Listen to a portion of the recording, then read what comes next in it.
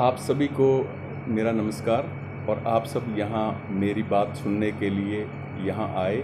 आप सबका बहुत बहुत धन्यवाद। आज मैं एक ऐसे विषय पे बात करना चाहता हूँ जिसमें कि भारत सरकार ने जो फ़ायदे में कंपनी चल रही थी 100% प्रॉफिटेबल कंपनी को औने पौने दामों में एक बार फिर बेच दिया। इस बारे में मैं आपसे बात करना चाहता हूँ। इससे पहले भी भारत सरकार ने एक ऐसी कंपनी को औने पौने दामों में बेच दिया था।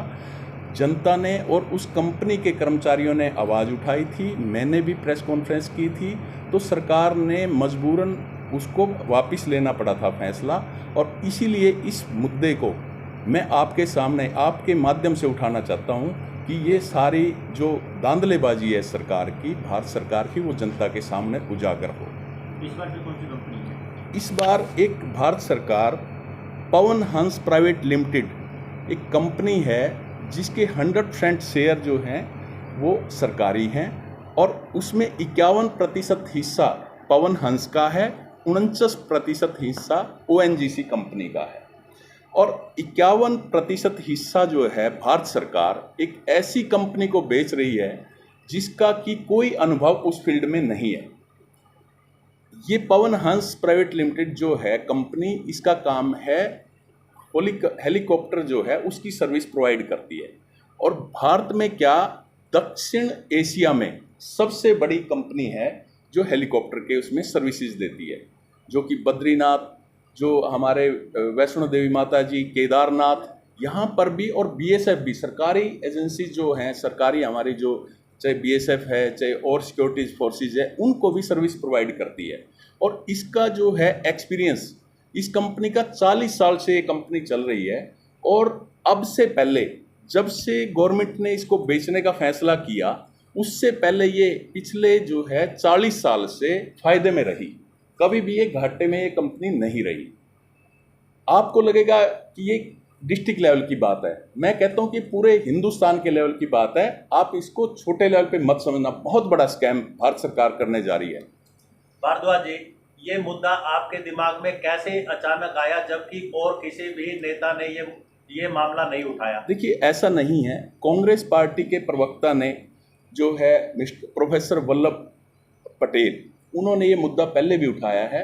और कांग्रेस के ही साथी पहले जो कंपनियां जो सरकार ने बेचने का प्रक्रिया शुरू कर दी थी और फाइनल उसमें आ गई थी, तो तब भी आवाज़ उठाई थी। और अब फिर कांग्रेस पार्टी के जो कार्यकर्ता और स्पोक्समैन इस बात को उठा रहे हैं।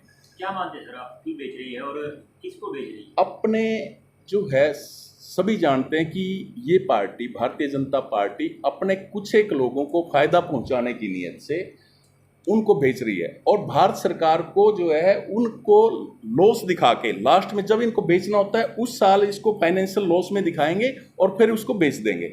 अब इसकी जो हिस्ट्री है, जो कब इन्होंने प्रोसेस शुरू की, इन्होंने प्रोसेस 2018-19 में जो है प्रोसेस शुरू करी इस कंपनी को बेचने की, 51% शेयर। और ऐसी कंपनी को बेचने की प्रक्रिया शुरू करी जिसका कोई एक्सपीरियंस नहीं था। वो कंपनी तभी एग्जिस्टेंस में आई, उससे पहले हेलीकॉप्टर सर्विस प्रोवाइड करने का उसका कोई इरादा नहीं था, ना उसका कोई एक्सपीरियंस था। और इस कंपनी के कर्मचारी 1000 से ज़्यादा इसके एम्प्लॉई हैं जिस कंपनी को सरकार बेच रही है। और इसमें से 80% एम्प्लॉयज़ के रेगुलर हैं, तो बाकी जो है कॉन्ट्रैक्ट बेसिस पे या दूसरे माध्यम से ये काम कर रहे हैं। अच्छे इंजीनियर्स हैं इनके पास, मैकेनिक हैं, और बहुत सारा इसका रिसोर्सेज, बहुत सारे इसके रिसोर्सेज हैं कंपनी के। और एयरपोर्ट भी हैं, हेलीपैड जिसको बोलते हैं, हेलीपैड है, अपना इंफ्रास्ट्रक्चर है अपना इस कंपनी का। और इसका जो कंपनी खरीद रही है उसका नाम क्या है, उसका कब बनी है वो कंपनी? देखिए, हाँ, मैं उसी बात पे आ रहा हूँ। ये जो है, ये कंपनी जो अब बेच रही है, जो उसका नाम है, जो खरीद रही है, sorry, star 9 mobility private limited. Star 9 mobility private limited company है जो कि 6 महीने से एग्जिस्टेंस में आई। और उसके 3 एसोसिएट हैं। 3 एसोसिएट कंपनियां कौन कौन सी हैं उसके, जो बीड लगाती हैं कोई भी कंपनी बेचने के लिए, खरीदने के लिए 3 बीडर होने उसके लिए ज़रूरी हैं। तीन बीडर कौन कौन आए इस कंपनी के, स्टार 9 मोबिलिटी प्राइवेट लिमिटेड जो है कंपनी, उसके 3 एसोसिएट है। उसके 3 एसोसिएट कौन कौन से हैं? 3 एसोसिएट हैं उसके, एक है बिग चार्टर प्राइवेट लिमिटेड, दूसरा है महाराजा एविएशन लिमिटेड और तीसरा है आलमास ग्लोबल प्राइवेट लिमिटेड। अब इन तीनों की बैकग्राउंड क्या है? अब आप ये देखिए कि किसी का तो अनुभव हो, कोई हेलीकॉप्टर सर्विस प्रोवाइड कर रहे हैं आप, उसका अपना कोई इंफ्रास्ट्रक्चर है, अपने कोई हेलीकॉप्टर है नहीं है। जिस कंपनी को बेच रहे हैं उसके तो 44 हेलीकॉप्टर हैं ऑलरेडी, हेलीपैड्स के अलावा। हेलीपैड्स हैं और स्टाफ है, इंफ्रास्ट्रक्चर है। उसके अलावा इन कंपनी के, चारों कंपनियों के सिर्फ 4 हेलीकॉप्टर इन कंपनियों के पास है। अब पर्सनल है या फिर सर्विस के लिए? कंपनी के, जो ये सो कॉल्ड कंपनी है जो खरीद रही है, उसके पास सिर्फ अपने 4 हैं। वो लीज पे भी हो सकते हैं ज्यादातर। वो क्या होता है वो अपने हैं, जो इनकी वेबसाइट पे है। मैं तथ्यों पर आधारित बात कर रहा हूँ। इनकी जो वेबसाइट है कोई भी खोल के देख सकता है। Big charter private limited, Maharaja aviation limited, Almas global private limited. अब इसमें एक सबसे इंटरेस्टिंग बात क्या है कि इनके कौन कौन पार्टनर हैं, कौन कौन लोग इन कंपनियों के पीछे हैं। इसमें बिग चार्टर प्राइवेट लिमिटेड जो है, इसका केस चल रहा है, पहले ही डिफॉल्टर है, दिल्ली हाई कोर्ट में केस पेंडिंग है। दूसरा है महाराजा एविएशन लिमिटेड। इसका क्या है बैकग्राउंड कि इसके सिर्फ इसमें 4-5 फोटोग्राफ दिखाई गई हैं हेलीकॉप्टर के ऊपर। उसमें क्या है, बाबा रामदेव जी की फोटोग्राफ दिखाई गई हैं उसमें, आचार्य बालकृष्ण जी की फ़ोटो दिखाई गई है उसमें, और एक हेमा मालिनी जो एक्ट्रेस हैं, एक उनकी फ़ोटो दिखाई गई है। ये इस महाराजा एविएशन लिमिटेड की बैकग्राउंड है। आलमास ग्लोबल प्राइवेट लिमिटेड है, इसके पास कोई अपना रिसोर्स, कोई हेलीकॉप्टर इसके पास है ही नहीं, कोई इंफ्रास्ट्रक्चर नहीं है, कोई एक्सपीरियंस नहीं है इन कंपनियों का। तो सर क्या आप ये मानते हैं कि जो कांग्रेस सरकार पीछे रही, मनमोहन सरकार रही, उस कार्यकाल के दौरान ये मुद्दा क्यों नहीं उठा, और बीजेपी जब से मोदी सरकार आई है तब से ये मुद्दा अब हाईलाइट हो रहा है? क्या मोदी सरकार अपने चहेतों को ही उन कंपनियों में इन्वॉल्वमेंट करके अपने लोगों को ही बेनिफिट देना चाहती है? इसमें कोई दो राय नहीं है। ये कांग्रेस के कार्यकाल में, डॉक्टर मनमोहन सिंह जी के कार्यकाल में फायदे में कंपनी थी, तब बेचने का सवाल ही पैदा नहीं होता। अब मोदी गवर्नमेंट ने तो इसका बेचने का वो किया, अभी तो प्रोसेस शुरू किया इसका। जब प्रोसेस शुरू करेंगे तभी तो सामने आएगी बात कि क्यों बेच रहे हैं। ये तो आप हम सब सोचें कि क्यों बेच रही हैं और कितने पैसे में बेच रही है। सबसे इंटरेस्टिंग बात ये कि कितने की असेट्स हैं और कितने में बेच रही है। इसके अपने असेट्स जो हैं 40,000 करोड़ के असेट्स हैं इस कंपनी के। 40,000 करोड़ की कंपनी को कितने में बेच रहे हैं? उसका मिनिमम प्राइस रखा है इन्होंने 199.9 करोड़। 199.9 करोड़ उसकी जो है मिनिमम वैल्यू रखी है। और जो उसने खरीदा, जो बीडर आए, उन्होंने कितनी वैल्यू लगाई? पहला बीडर था जो, उसने 181 करोड़ लगाई। दूसरे ने लगाई मिनिमम से कम, दूसरे ने लगाई 153 करोड़।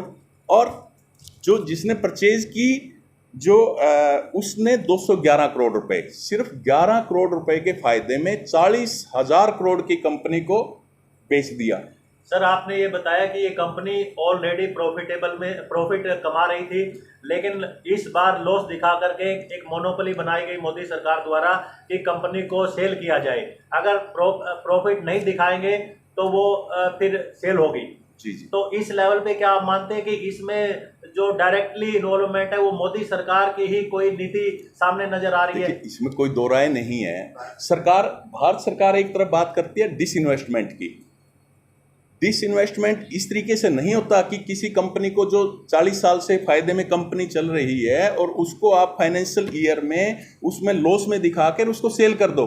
इस तरीके से नहीं होता। किसी कंपनी का पुराना बैकग्राउंड देखना होता है, तब जाके सेल करनी होती है। और ये भारत सरकार सीधे सीधे मैं कहता हूँ कि फ्रॉड कर रही है जनता के साथ, एम्बेजलमेंट कर रही है। कुछ लोग मिलके कुछ लोगों को नाजायज फायदा पहुंचाने की नीयत से और भारत सरकार और भारत के जनता को नुकसान पहुंचाने की नीयत से ऐसे धोखाधड़ी करके धांधड़ेबाजी कर रही है। सवाल ये है कि जो आप कंपनी का नाम दे रहे हैं पवन हंस के नाम से, ये कंपनी का जो स्टेटस देखते हैं, बैलेंस शीट का स्टेटस कब से डाउन में जाने लगी थी? देखिए, फर्स्ट टाइम ये सबसे पहले 2018-19 में लॉस में आई और तभी इन्होंने प्रोसेस शुरू कर दिया इसको सेल करने का। तभी सेल कर दिया इन्होंने, तभी इन्होंने जो उसकी प्रोसेस शुरू कर दी। इसीलिए हमने जो है कांग्रेस पार्टी ने आवाज़ उठाई इसके खिलाफ। और इससे पहले भी भारत सरकार ने ऐसी कई कंपनियों को बेचने की प्रक्रिया शुरू करी जो कि 100% प्रॉफिट में थी। उनकी आवाज़ उठाई, जनता ने उठाई। और यूपी के जो इलेक्शन थे, अभी पीछे जो असेंबली के 5 स्टेट के इलेक्शन थे, उससे पहले हमने आवाज़ उठाई और सरकार ने मजबूर होकर उस फैसले को वापस लेना पड़ा। और वो कंपनी अब जो है अब इंडिपेंडेंट काम कर रही है। सर, क्या कांग्रेस नेता होने के नाते आप मोदी सरकार को वैसे ही तो नहीं घेर रहे इस मुद्दे पर, पवन हंस लिमिटेड को लेकर के? देखिए, मैं फैक्ट एंड फिगर पे बात कर रहा हूँ। अगर किसी को डाउट है, आप उनकी वेबसाइट खोल के देख लीजिए। और जो डिपार्टमेंट है सिविल एविएशन, जो नागरिक उड्डयन मंत्रालय है, उससे आप डाटा कलेक्ट कर सकते हो। कहीं से भी कोई बात, जो फिगर अगर हमारी कहीं कमी मिले तो हमारे खिलाफ कार्रवाई करें। मैंने पहले हमारे आरटीआई में ले सकते हैं। कांग्रेस की सरकार ने 2005 में कानून बनाया था आरटीआई, सूचना का अधिकार, और ये लोग सूचना देने से जो है इनकार कर रहे हैं, धांधली कर रहे हैं, नीचे अंडर द टेबल जो है सौदेबाजी कर रहे हैं अपने आदमियों को फायदा पहुंचाने के नीयत से। और इसी आप देखिए कि देश जो है, देश की अर्थव्यवस्था कहाँ पहुंच गई है। एक तरफ महंगाई कहाँ है, पेट्रोल, डीजल, रसोई गैस के दाम कहाँ पहुंच गए। दूसरे, और जितनी खाद्य वस्तुएं, प्राइमरी नीड्स की वस्तुएं हैं, उनके रेट्स कहाँ गए हैं। आर्थिक जो हमारी जो इकोनॉमी है, देश की इकोनॉमी कहाँ पर चली गई है, रुपए की वैल्यू कहाँ चली गई है, रुपया कितना जो है टूटता जा रहा है, कितनी वैल्यू उसकी डाउन आ गई है। आप देखिए डॉलर कहाँ चला गया, रुपया कहाँ पे चला गया। अब मैं ज़्यादा इस बात को ना खींचते हुए, अगर कोई आपकी क्वेरी है ठीक है, मैं उसके बाद एक इशू और आपके सामने जो है वो उठाना चाहता हूँ। इन्हीं चीज़ों का लोगों को पता ना चले। सर, ये मुद्दा पहले क्यों नहीं उठाया या इलेक्शन को देखकर उठाया जा रहा है? सर देखिए, ऐसा नहीं है। कांग्रेस पार्टी पहले भी ये मुद्दे उठाती रही है।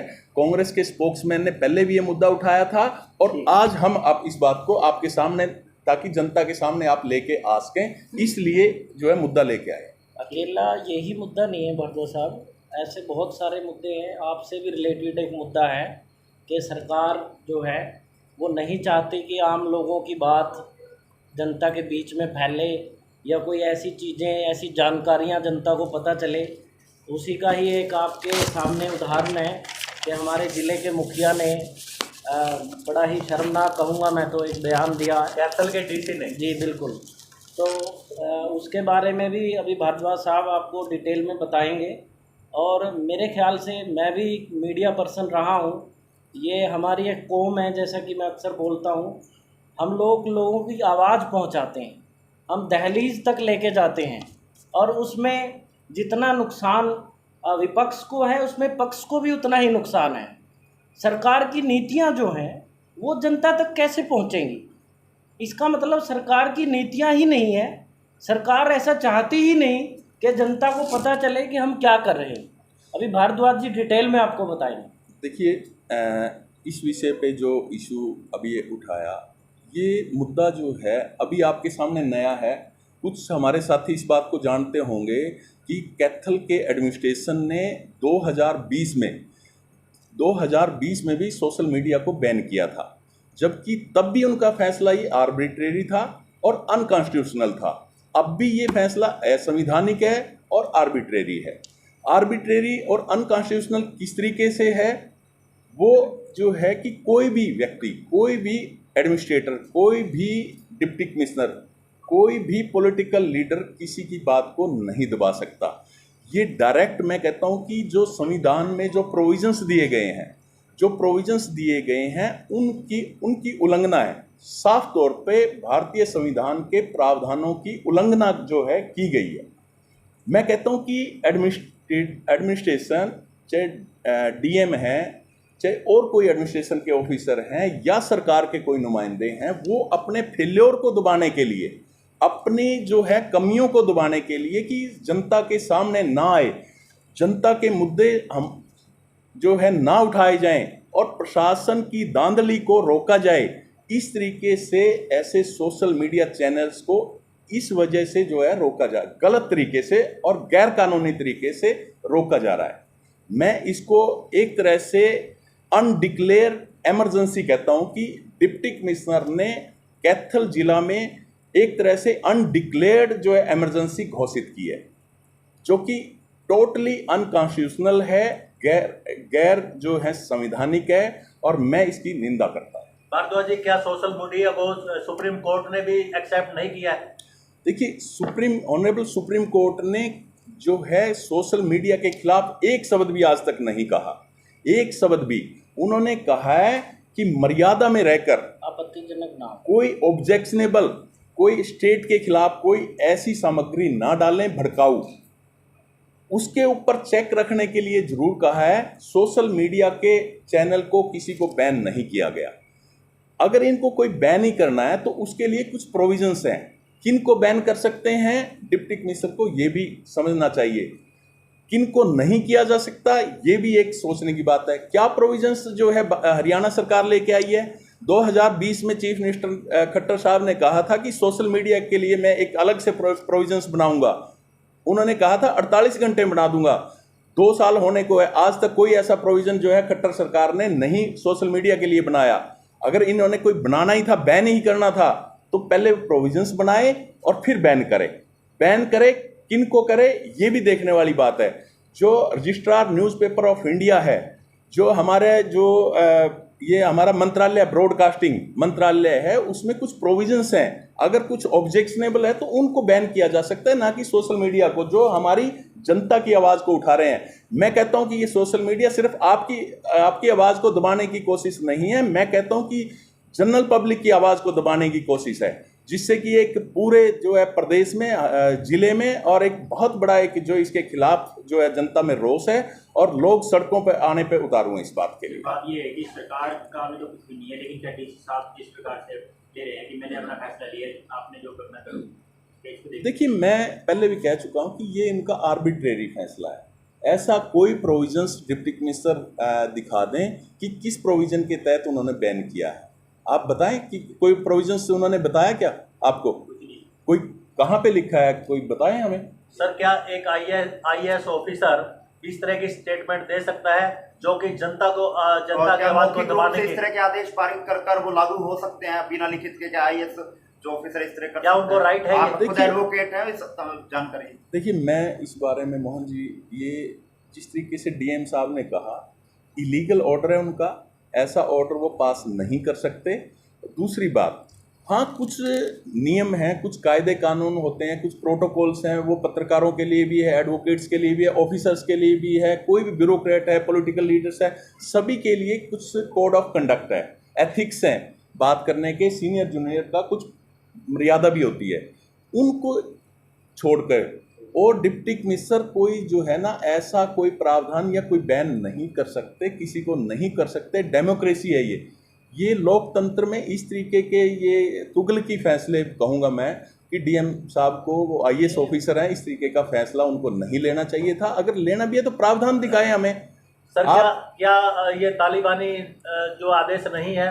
एक IAS ऑफिसर जब मीडिया को दबाने की, सोशल मीडिया को बात कर रहा है, देखिए, ये तालिबानी नहीं है?